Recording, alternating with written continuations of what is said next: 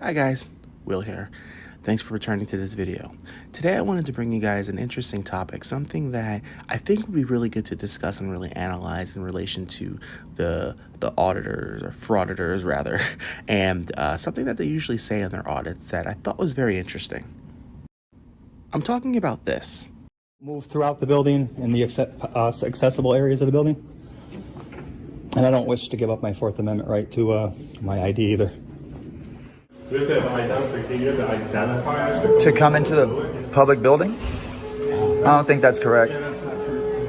That's how you do it. No, you don't violate the Fourth Amendment. That's not how you do it. You have ID on you. I'm not You have a answering name. any questions. You have a name. Not answering any questions. I don't allow any searches, procedures of any of my possessions. I'm allowed to not put my name on it, again, per the Maryland PIA Act and per the Fourth Amendment that gives me the right to not be subject to unlawful searches and seizures of my identity. So, I believe it's the Fourth Amendment. Search and seizure, unlawful search and seizure? Correct. I should be able to be free to go into public places without having to give up my ID card. When you go to the library You can, yeah, they've got free internet. to do download. public records requests. You can, yeah, or you can give us your information and we can input it on our end. Okay, well, that's a Fourth Amendment violation. You guys realize that, right?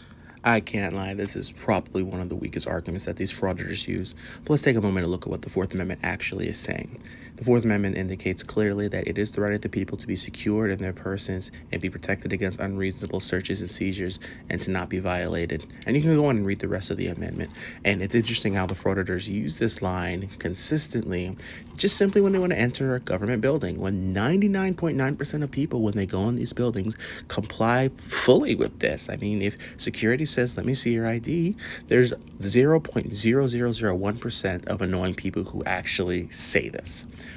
So the question really is it unconstitutional to identify an individual when attempting to enter a public building? Well, the answer, I think it's reasonable to say that that's not actually the case. I mean, look at the language of the amendment.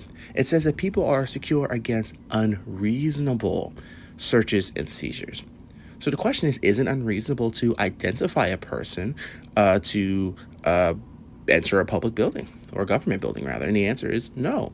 Businesses absolutely have the right to maintain the safety of the physical persons and the patrons of the establishment. And the most important thing is that nothing is being seized during this period. A person's personal possessions or belongings are being taken away. They're simply being identified before they enter a building. And we can understand why this is the case in order to ensure the orderly operation of a building and provide a safe environment for tenants and visitors. And if photo ID is required, then look, building security is always happy to guide you around the building that you're not familiar with.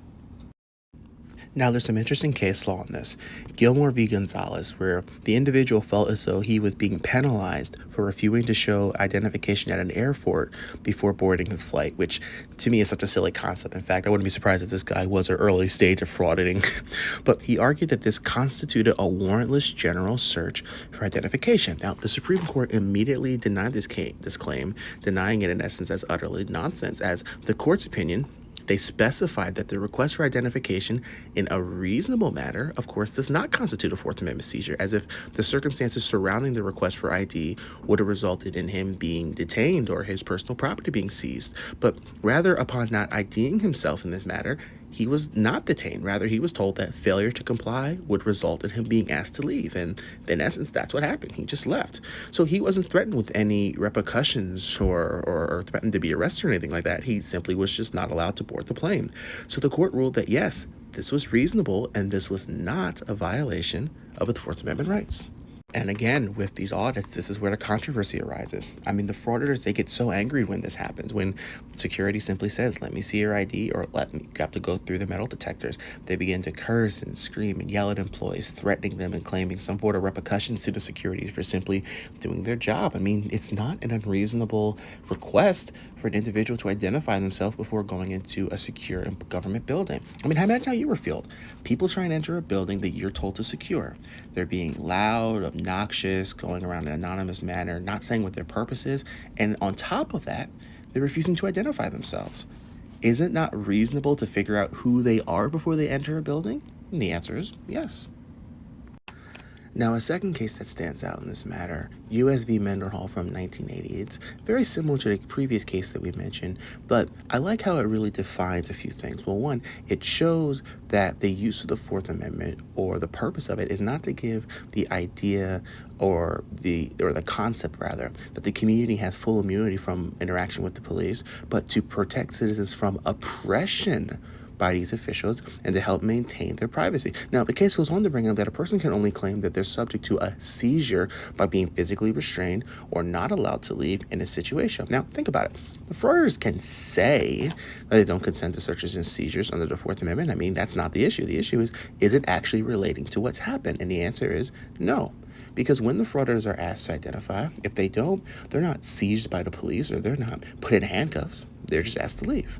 So this argument that the frauditors make is simply false. When police or government employees try to obtain information from an individual, whether the police is in the course of their duties or security entering a public building, it is simply following the rights the employees have to identify individuals who are entering an establishment, which is a service the owners of said establishment that hired them for is 100% lawful.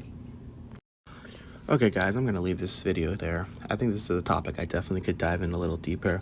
If you want me to dive in a bit deeper, leave some comments below. But again, thank you guys for your continued support. I appreciate everyone that's been hopping on the channel for the last couple of weeks. I'm going to keep doing this and hopefully become some more interesting topics I'm going to research and bring to everyone's attention in the near future. But again, please like, share, subscribe. Thank you guys for your support and see you guys next time.